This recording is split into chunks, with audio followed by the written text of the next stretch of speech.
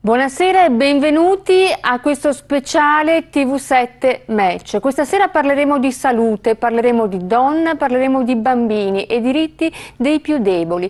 Lo faremo insieme a dei professionisti, in particolare questa sera vi presenteremo un medico, una donna veneta, originaria, nasce a Campo San Piero, vive a Marghera e si forma professionalmente all'ospedale di Noale dopo la laurea a Padova.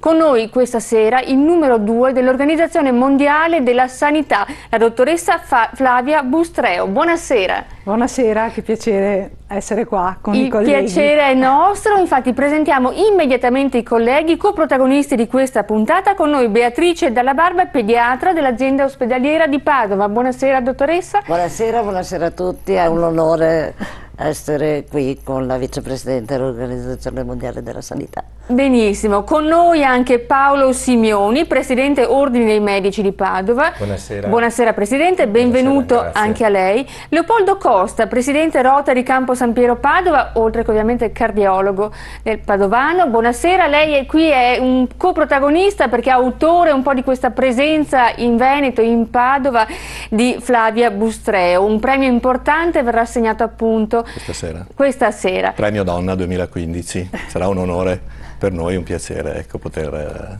avere con noi Flavia. Certo. Andrea Azzori, referente relazioni internazionali medici con l'Africa QAM, e vedremo anche con lei i rapporti con l'Organizzazione Mondiale della Sanità, quali progetti in essere, quali progetti futuri, l'importanza anche di queste sinergie e cooperazioni internazionali. Buonasera. Buonasera a tutti. Con noi anche la dottoressa Michela Gatta, neuropsichiatra infantile, Università degli Studi di Padova. Buonasera e benvenuta anche a lei. Trovati. Allora, cominciamo la nostra puntata cercando di far capire a casa che cos'è l'Organizzazione Mondiale della Sanità. Lavora solo nell'emergenza, pianifica nel medio-lungo termine, di che cosa si occupa? Allora, l'Organizzazione Mondiale della Sanità è stata fondata immediatamente dopo la Seconda Guerra Mondiale, nel 1948, ed è una delle agenzie specializzate delle Nazioni Unite che ha una composizione di partecipazione universale. Ci sono 194 paesi al mondo che partecipano e infatti sono l'Organizzazione Mondiale della Sanità. Questi paesi, insieme a quello che noi chiamiamo il segretariato, di cui io sono la vice direttrice, compongono l'Assemblea Mondiale della Sanità, che si riunisce ogni anno a maggio per 2 settimane. E il lavoro che fa l'Organizzazione Mondiale della Sanità è un lavoro soprattutto di politica sanitaria e di confronto e di scambio tra le varie politiche sanitarie che i diversi paesi di diverso livello economico e sociale e di diversa performance del sistema sanitario hanno. Poi abbiamo un ruolo normativo che è quello di creare le linee guida per i trattamenti delle varie patologie, per la definizione della classificazione delle malattie. Infatti discutevo col dottor Tiene la sua partecipazione alla definizione di queste malattie, e poi abbiamo un ruolo anche importante che è il ruolo della sicurezza e della partecipazione della gestione nelle emergenze, in cui siamo il leader, il gruppo leader all'interno delle agenzie delle Nazioni Unite per rispondere alle emergenze naturali, dal terremoto come è successo in Nepal, alle emergenze di tipo infettivo come l'ultima emergenza, la risposta all'Ebola, o altri tipi di emergenza come per esempio la siccità o altri tipi, che purtroppo quello che stiamo vedendo è che questo tipo di emergenze si stanno moltiplicando nel mondo in cui viviamo, e soprattutto in relazione al cambiamento climatico abbiamo visto dallo tsunami al tifoni che colpiscono le Filippine e moltissimi paesi dell'est asiatico. Lei per l'OMS è responsabile per la famiglia e la salute della donna e dei bimbi. Dal 2010 oltretutto guida lo sviluppo della strategia globale dell'ONU in questo senso per ridurre la mortalità materna. A che punto siamo? Mentre le faccio queste domande, io sollecito però i nostri ospiti a prepararsi una sorta di domanda, perché mi piacerebbe fosse un dialogo costruttivo questa serata tra professionisti, medici che lavorano appunto nel settore della salute, chi più chi meno vicino poi alle persone che hanno bisogno, donne e bambini anche un po' in primo piano. Prego, a che punto siamo? Allora, se vediamo l'evoluzione della mortalità materna a partire dal 1990 fino agli ultimi dati che abbiamo del 2013, vediamo una riduzione di circa il 50% delle morti materne. Attualmente gli ultimi dati sono di circa 380.000. Possiamo spiegare a casa cosa sono le morti materne? Le morti materne sono morti delle donne nel periodo immediatamente precedente alla gravidanza, durante il parto e nelle settimane seguenti al parto, e sono morti legate direttamente alla riproduzione. E in questo momento queste morti si sono ridotte di circa il 50%. Le cause di questi morti... Possiamo fare dei numeri? Questo 50% a quanto equivale? Allora, siamo partiti dal 1990 in cui avevamo più 525.000 morti materne e nelle ultime stime ne abbiamo 380.000. Però se mi permette, le cause di queste morti sono la emorragia dopo il parto, quindi una situazione in cui la donna dopo il parto perde sangue e non ci sono le condizioni nel sistema di salute per far fronte a questa che è un'emergenza medica, il parto prolungato e l'infezione, la sepsi dopo il parto, e i fenomeni che noi chiamiamo di cause indirette, come per esempio l'ipertensione arteriosa e l'eclampsia, oppure il diabete gestazionale, tutte queste cause indirette che contribuiscono alle morte delle madri. Devo dire immediatamente, magari si può discutere con i colleghi qui, che queste morti sono completamente disproporzionalmente distribuite nel nostro mondo globalizzato, perché il 99% di questi morti avviene nei paesi a basso reddito, e quindi noi qui in Italia abbiamo un primato, un'eccellenza e un primato indiscutibile, perché siamo il paese, tra i paesi che ha la più bassa mortalità materna al mondo. Certo. Simioni, in questo senso, le chiedo un suo intervento proprio anche in riferimento all'emorragia postpartum. In questo senso, dicevamo, la nostra sicuramente è una sanità d'eccellenza, però se guardiamo... Sì, no, certamente sì. Intanto mi permette di portare il saluto dell'Ordine dei Medici a tutti i telespettatori. Certamente su questo aspetto qui, noi come Ordine dei Medici, che ovviamente siamo impegnati in prima linea nella tutela della salute del cittadino, è chiaro che ci sono delle tematiche particolarmente delicate. Questo della donna e del bambino è una tematica che è talmente delicata di per sé stessa, che già in situazioni ottimali o quelle che potrebbero essere le nostre condizioni è delicata in termini di cercare di prevenire comunque questi fatti, anche le emorragie.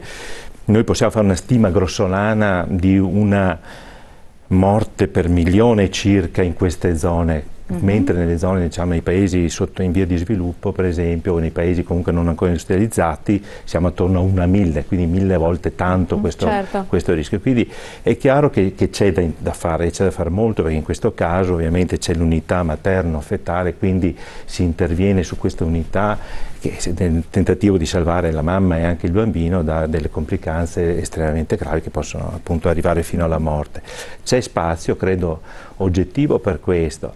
Quello che mi piacerebbe sapere, per esempio, è per quanto riguarda l'OMS, che opera ovviamente in condizioni le più disparate, dalle condizioni standard a quelle gravi che possono subentrare per le guerre o per i gravi disastri, terremoti e quant'altro, se c'è per esempio un programma progressivo di intervento, per esempio anche in questo ambito, ma in generale nella tutela del bambino e della donna, quando ci siano appunto questo tipo di emergenze. Quindi cosa che per esempio in Italia vediamo fare, gli ordini dei medici per esempio in Italia sono impegnati in prima linea nel gestire anche o aiutare nella gestione delle emergenze che si verificano in seguito per esempio a calamità, terremoti e quant'altro. Mi chiedevo appunto se c'era un parallelismo e se ci possono essere individuate delle coordinate anche di intervento comune, o quello che potrebbe fare per esempio anche come ordini in Italia per aiutare in questo ambito.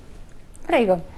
Certamente l'OMS scrive e si occupa di definire le linee guida per il trattamento e l'assistenza al parto, infatti, e anche al neonato, e nelle varie condizioni, nelle condizioni ovviamente rurali, nelle condizioni di ospedale centrale, nelle condizioni anche di paesi che sono in conflitto o nell'immediato, dopo immediatamente il conflitto.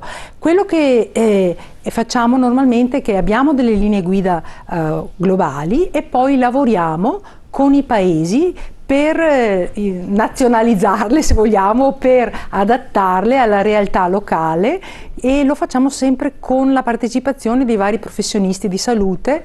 Per esempio, io direttamente nel mio lavoro con l'Organizzazione Mondiale della Sanità più di 10 anni fa in Sudan, a Khartoum, ho collaborato e ho lavorato con il governo sudanese e con i pediatri sudanesi alla stesura delle linee guida per il trattamento integrato della salute del bambino e della madre, e anche alla definizione della formazione del personale sanitario che poi faccia la provvisione di questi servizi.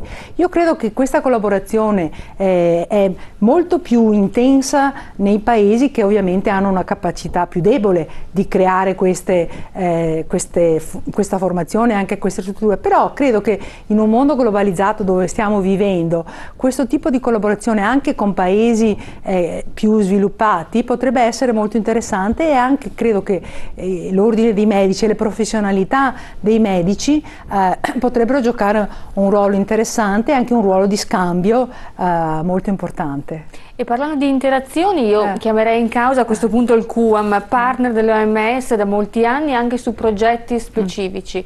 Innanzitutto il QAM segue quelle che sono le esigenze di donne e bambini specificatamente in Africa in ambito sanitario, quindi la tutela, e in che rapporto si collega all'OMS e su quali progetti? Bene, innanzitutto, come dice Medici con l'Africa QAM, collabora da diversi anni, da decenni direi, con l'Organizzazione Mondiale della Sanità, e in particolare con il Dipartimento della dottoressa Bustré abbiamo un'ottima collaborazione. Infatti per questo la voglio ringraziare, perché sono stati dei seri professionisti, ma anche dal punto di vista umano vicini alle problematiche di quello che è un campo di lavoro africano che è abbastanza complesso.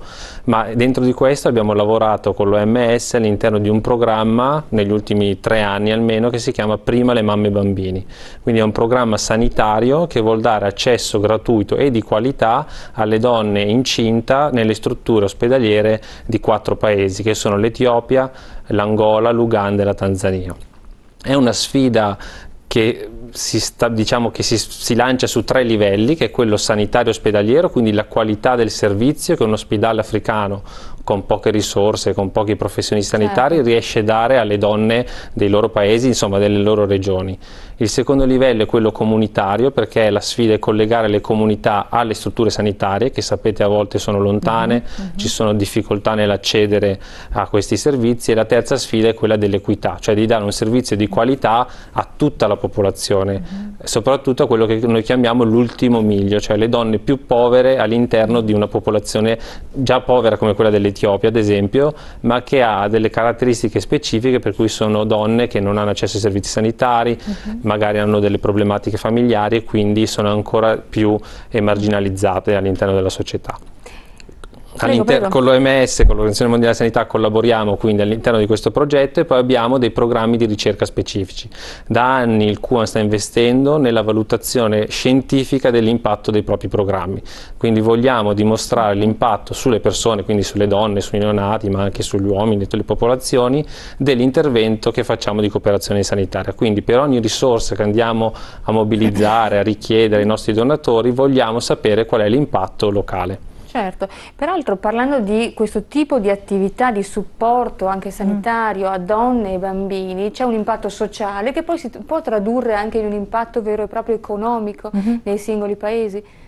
Assolutamente, infatti abbiamo fatto uno studio lo scorso anno che poi è stato pubblicato nel giornale scientifico Lancet, in cui abbiamo analizzato quali sono i ritorni economici degli investimenti in salute delle donne e dei bambini, e abbiamo visto che praticamente se noi investiamo €1 sul miglioramento della condizione di salute delle donne e dei bambini, soprattutto dei bambini, i ritorni economici sono da 7 a 8 volte, quindi una azione veramente molto forte sulla economia dei paesi che fanno questi investimenti, e l'abbiamo visto anche a livello macroscopico, perché per esempio la crescita economica che molti di quelle che sono chiamate le tigri asiatiche, tra cui la Thailandia, l'Indonesia, la Corea del Sud, che hanno avuto una crescita economica notevolissima dagli anni 70 agli anni 90, sono legati a questo miglioramento molto rapido, a questi investimenti che hanno fatto sull'educazione e sulla salute, soprattutto delle donne e dei bambini, che adesso hanno portato questi paesi ad essere tra i paesi trainanti dell'economia mondiale. Certo, in questo senso, parlando di bambini, dottoressa Michela Gatta, neuropsichiatra infantile, quanto è importante la prevenzione, se parliamo poi di gestione del trauma nel bambino in questo senso? È importantissima, e ascoltando la dottoressa stavo proprio pensando che è una prevenzione che porta a un risparmio economico, ma è una prevenzione che porta poi ad uno sviluppo sano nel bambino, che possa essere fin da subito gestito rispetto ad una dimensione di trauma come quella di cui si sta parlando a diversi livelli, e che nell'attività di tutti i giorni come psichiatra dell'infanzia e dell'adolescenza ritrovo sul territorio padovano. Credo che sia importante soprattutto nell'ottica di quello che è poi lo sviluppo di questi bambini con trauma di vario tipo, può essere nell'ambito della violenza e del maltrattamento, di cui so si è occupata moltissimo, ma molto più in generale anche in situazioni che in qualche modo possono affliggere la famiglia da diversi punti di vista, di cui il bambino può risentire dalla patologia nella componente genitoriale, da un ambiente maggiore difficoltà.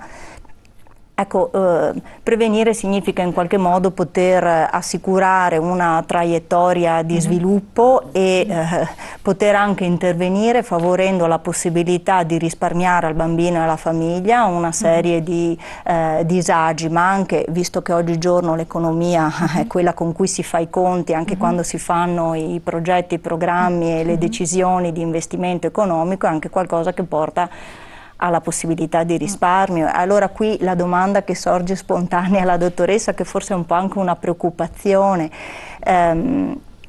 perché è così difficile pensare di organizzare degli interventi di prevenzione, non mi riferisco alla prevenzione secondaria e terziaria, ma alla vera prevenzione primaria, quindi sui fattori di rischio, ecco, rispetto alla possibilità di sviluppo di un disagio. Io mi occupo in particolare di salute mentale, ma in generale quando si sa che poi nel lungo termine effettivamente le conseguenze per i bambini, le loro famiglie sono di implicazione importante sia sul piano clinico ma anche sul piano sociale, e poi gli interventi richiesti sono multisistemici, multidisciplinari, certo. Ecco, quindi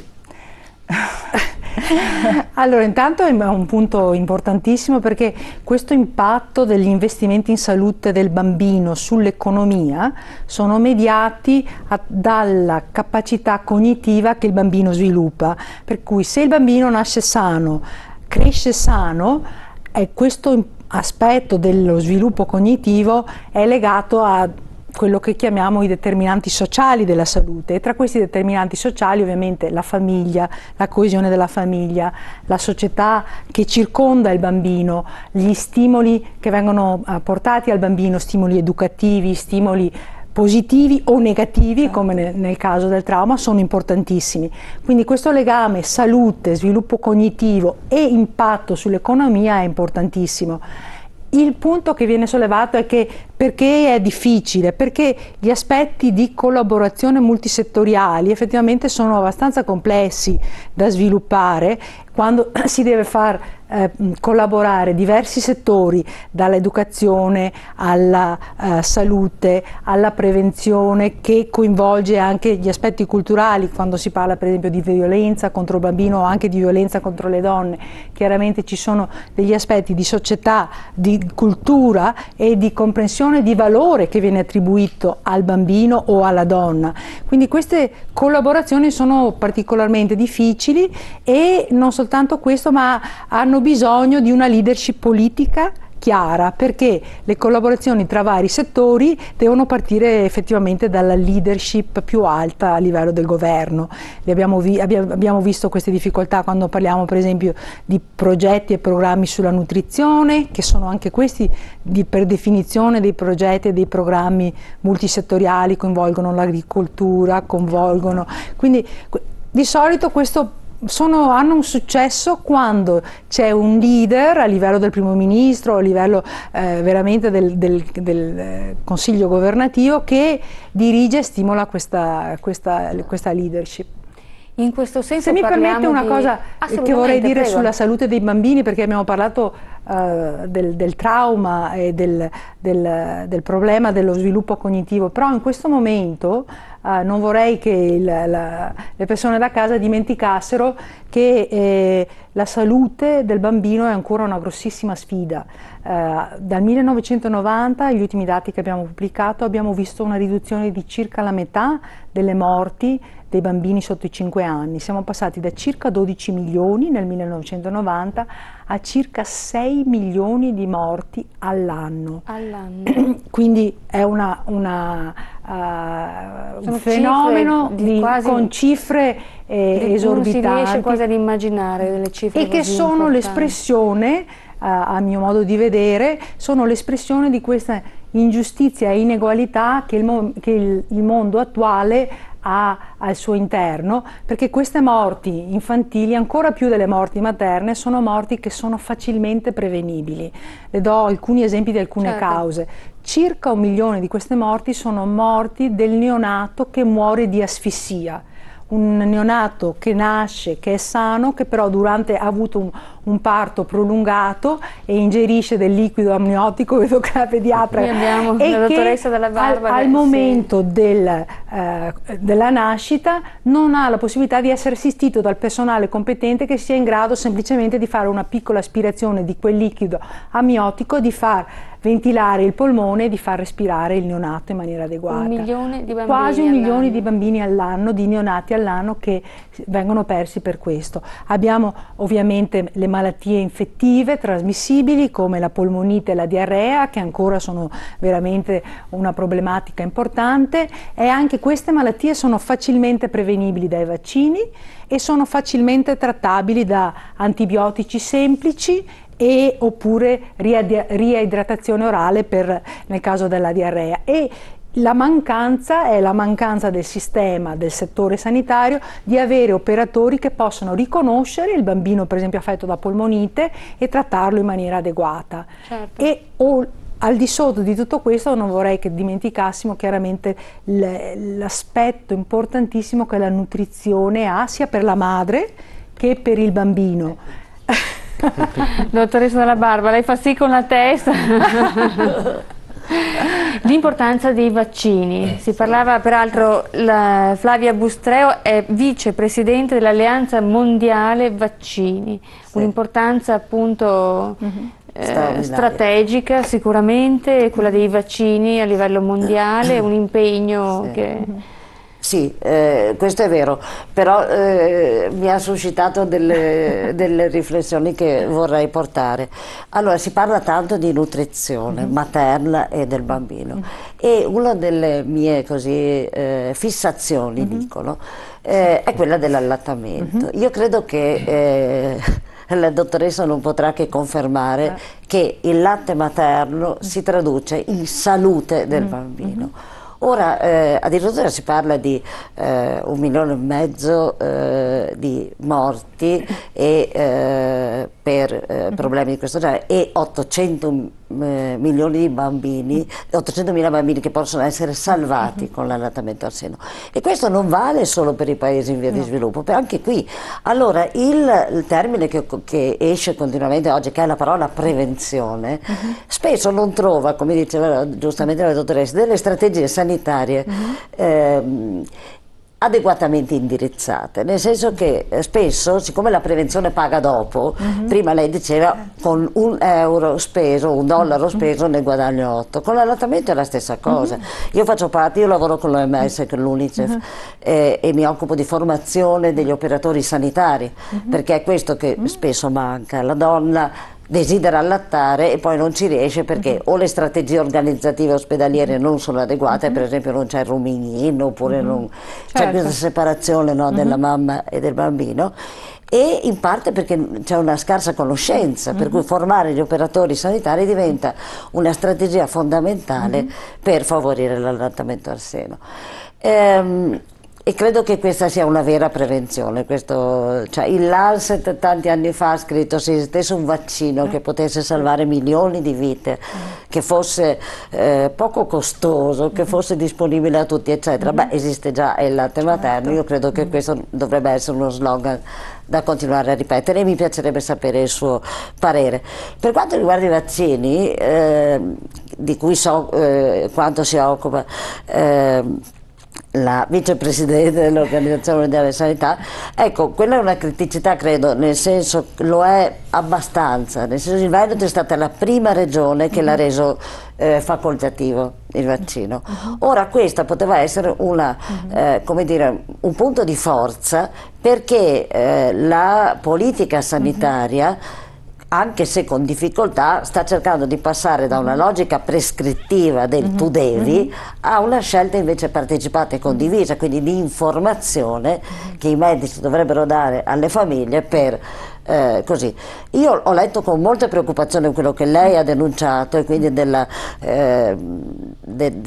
veramente, per esempio, del morbillo che è raddoppiato, che ha portato a perfino in Germania, e noi in Italia siamo stati un po' criticati dall'OMS perché non vengono eseguiti sufficientemente i vaccini, quindi il morbillo ha creato un sacco, esiste. Ultima cosa, e questa della informazione, educazione, che poi diventa prevenzione, io credo che sia uno dei valori più importanti che noi dovremmo portare avanti.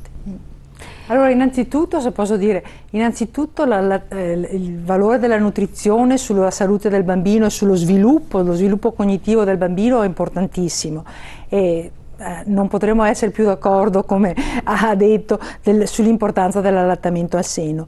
Le nostre linee guida, che l'OMS ha scritto da molti anni, sono di promozione dell'allattamento al seno esclusivo fino a 6 mesi del bambino, supportato poi da un'alimentazione complementare che progressivamente inserisce altri nutrienti e valori nutrizionali.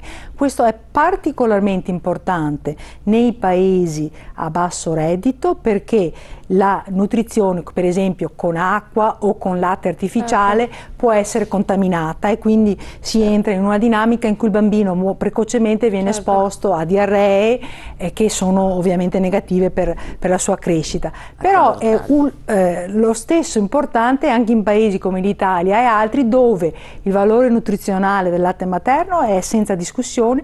E inoltre abbiamo questo fenomeno che la neuropsichiatra conosce benissimo, che l'allattamento materno è una delle modalità attraverso cui il bambino si relaziona all'ambiente circostante, si relaziona con la madre, forma questo legame affettivo, che sono importantissimi nello sviluppo cognitivo del bambino. Quindi assolutamente da proteggere, da stimolare, da formare gli operatori sanitari che, come dice la collega, in tantissime parti del mondo non sono a conoscenza di questo valore e lo vedono in maniera un po' marginale, e non sanno come supportare la madre che sta allattando, e in tanti paesi lasciano lo spazio alla promozione del latte in polvere, che ovviamente ha delle dinamiche che sono di interesse delle ditte che promuovono in maniera aggressiva. Noi abbiamo lavorato, come la dottoressa sa, molto insieme all'UNICEF per creare questo codice per la protezione del latte materno, e anche abbiamo fatto un grossissimo lavoro per identificare gli ospedali che possano essere di qualità, che possono avere le stelle o il bollino, come vogliamo tradurlo in italiano, perché sono in grado di dare questa informazione corretta alle madri, e anche promuovono l'allattamento materno. Sì, che sono gli ospedali amici dei bambini e adesso anche le comunità amiche del bambino. Noi abbiamo avuto, devo dire, in Italia il primo ospedale amico del bambino a Bassano del Grappa e poi ce ne sono stati altri. Siamo un po' indietro ancora in Italia, però ci stiamo lavorando. La Toscana e l'Emilia Romagna sono forse all'avanguardia in questo senso. E il Veneto come è collocato? Il Veneto è collocato bene negli ospedali piccoli. Negli ospedali grandi è un po' più difficile perché, un po' per le ragioni che diceva la dottoressa, cioè la protezione è un punto critico qui da noi. E io ho sempre pensato che si parla sempre di naturalità no, e di garanzia sanitaria. Ecco, la frattura che c'è spesso tra questi due elementi, io credo che sia una scommessa da vincere. Cioè non esiste una garanzia sanitaria eccellente se non è rispettosa anche della sfera psicorelazionale, così come non esiste un parto naturale, una cosa naturale che non avvenga nell'ottica di una garanzia sanitaria. Certo. Questa è la scommessa che noi dobbiamo giocare, e l'allattamento non è solo nutrizione, come diceva la dottoressa, è attaccamento, ma è anche tutto l'ospedale che deve unirsi e adottare le strategie perché questo venga portato avanti. Certo, quindi anche un rapporto tra i Tenere il bambino reparti, con una la mamma, sinergia tra i lasciarlo reparti insieme, assolutamente favorire importante. L'allattamento immediatamente dopo il parto, Esatto. non Le cure tenere la amiche mamma della separata. mamma. Sì, sì. Ci sono varie strategie. Andiamo un attimo in pubblicità, torniamo tra 2 minuti, restate con noi.